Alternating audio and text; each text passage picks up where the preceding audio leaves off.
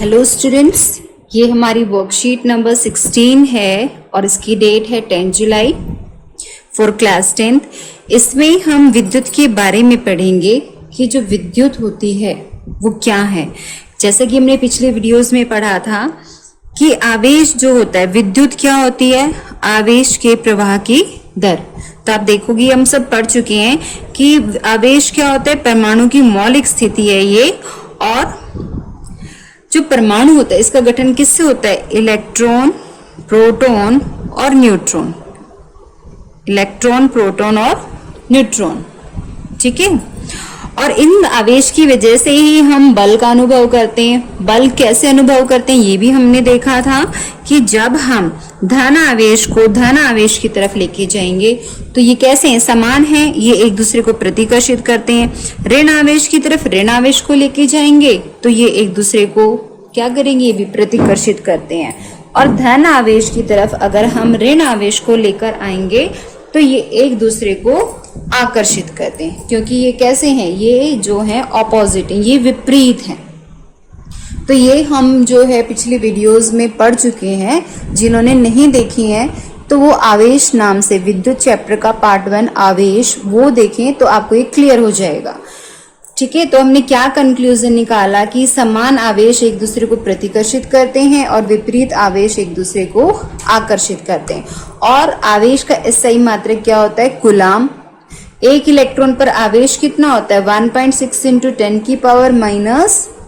10⁻⁻19 coulomb. ये ऋणात्मक आवेश है। जो प्रोटॉन होता है उस पे भी सेम आवेश होता है, पर वो कैसा होता है, धनात्मक।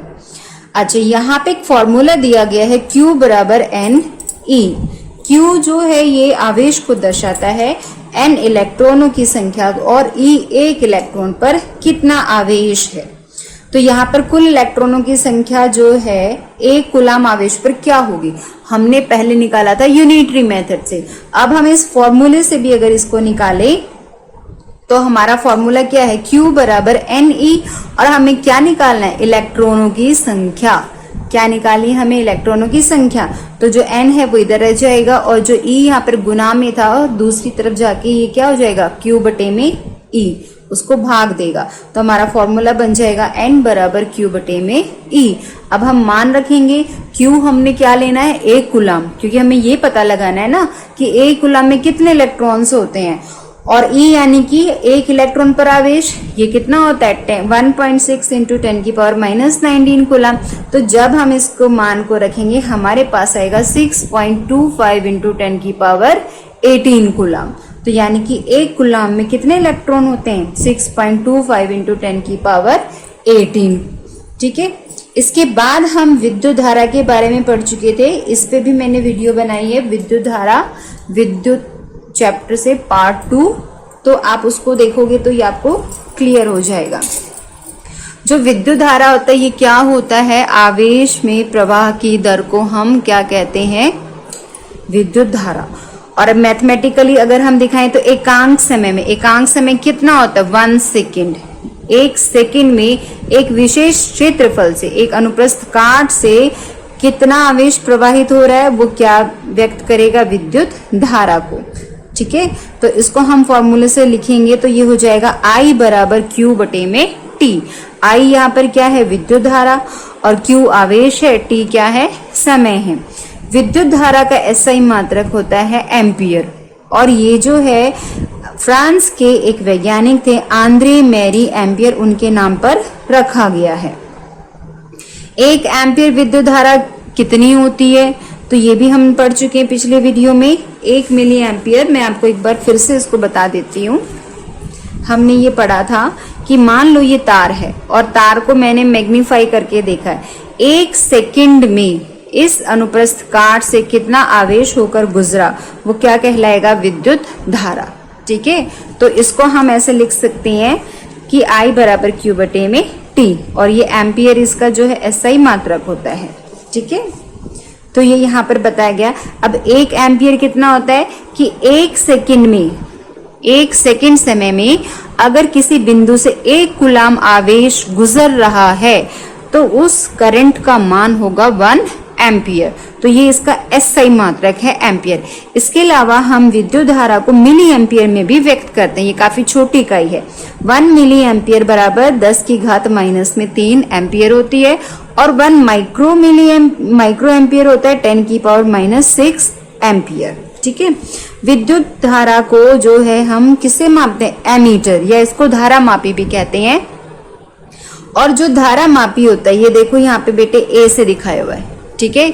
जो धारा मापी होता है ये हमेशा श्रेणी में जुड़ता है।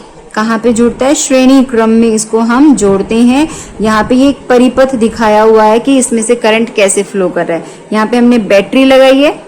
बैटरी लगाने के बाद यहाँ पे धन सिरे से ऋण सिरे की तरफ जो है आवेश बहता है। यहाँ पे एक बल्ब है और यहाँ पे हमने एमीटर लगाया।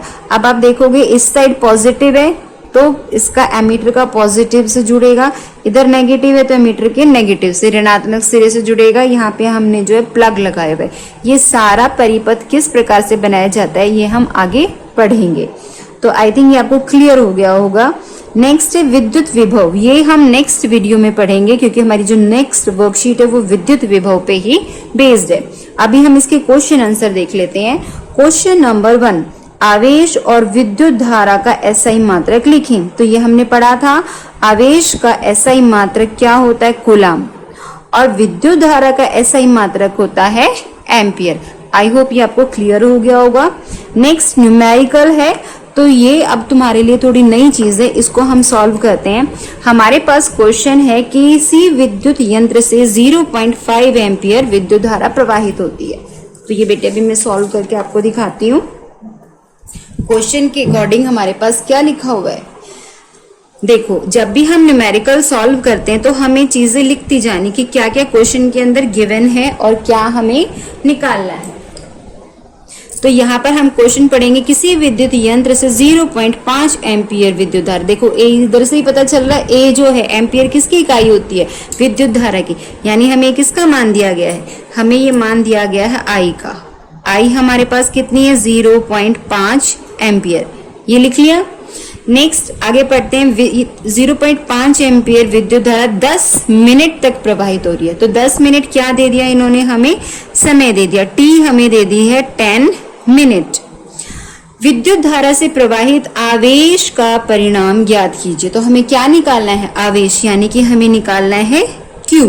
और हमने पढ़ा था हमारा फॉर्मूला होता है I बराबर Q बटे में T। ठीक है, ये हमारा फॉर्मूला है। अब हमने देखो यहां पर पढ़ा था कि जब हम हमारे विद्युत धारा किस में निकलेगी? एम्पियर में। तो हमारा जो टाइम है वो सेकंड में होना चाहिए। आवेश हमारा कूलम में होगा और टाइम हमारा किस में होना चाहिए? सेकंड में। पर क्वेश्चन में तो टाइम हमारा मिनट में दिया हुआ है, तो हम इसको चेंज करेंगे सेकंड में। तो हम क्या करेंगे? 10 मिनट को सेकंड में चेंज करना है। तो 1 मिनट में कितने सेकंड होते हैं? 60 सेकंड। तो जब हम 10 को 60 से गुना करेंगे हमारा जो टाइम है वो किस में कन्वर्ट हो जाएगा? सेकंड में। तो 10 को 60 से गुना करेंगे 600 सेकंड। अब हमारा समय कितना हो गया? 600 सेकंड। अब इस मान को हम यहाँ पे रखते हैं। तो Q जो है वो हमें निकालना है। तो हम फॉर्मूला चेंज कर लेते हैं। Q हमें निकालना है, ये वहां जाके दूसरी तरफ जाके क्रॉस मल्टीप्लाई करेंगे तो ये क्या हो जाएगा? गुना हो जाएगा। यानी कि I गुना में T। अब यहाँ पर हम क्या करेंगे?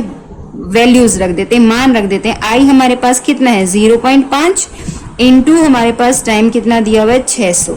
ठीक है, तो ये हमारा आंसर आएगा कूलम में। अब आप देखो पॉइंट को हटाएंगे, नीचे आ जाएगा 10, 0 से 0 कट गया। अब हम इसको गुना करेंगे तो 60 गुना में कितना करना है आपको? 5 से। तो हमारे पास कितना आ जाएगा? 6 पंजे 30 और 1 0 ये, यानी कि हमारा आंसर आ जाएगा 300 कूलम। तो हमारा Q कितना निकला? 300 कूलम। आई होप ये आपको क्लियर हो गया होगा। तो आपको बस ये ध्यान रखना है, इन इकाइयों का ध्यान जरूर रखें आप। ये इकाइयां याद भी करनी है, पूछी भी जाती हैं। विद्युत धारा की इकाई होती है एसआई मात्रक होता है विद्युत धारा का एम्पियर। टाइम जो है वो हम सेकंड में लेंगे, आवेश हम कूलम में लेंगे। अगर वो टाइम जो है आपको घंटे में दिया है या मिनट में दिया है तो हमें उसे पहले किस में चेंज करना पड़ेगा? सेकंड में। तो इस बात का विशेष ध्यान रखें। ठीक है, तो ये हमारा आंसर हो गया 300 कूलम। आई होप ये आपको क्लियर हो गया होगा।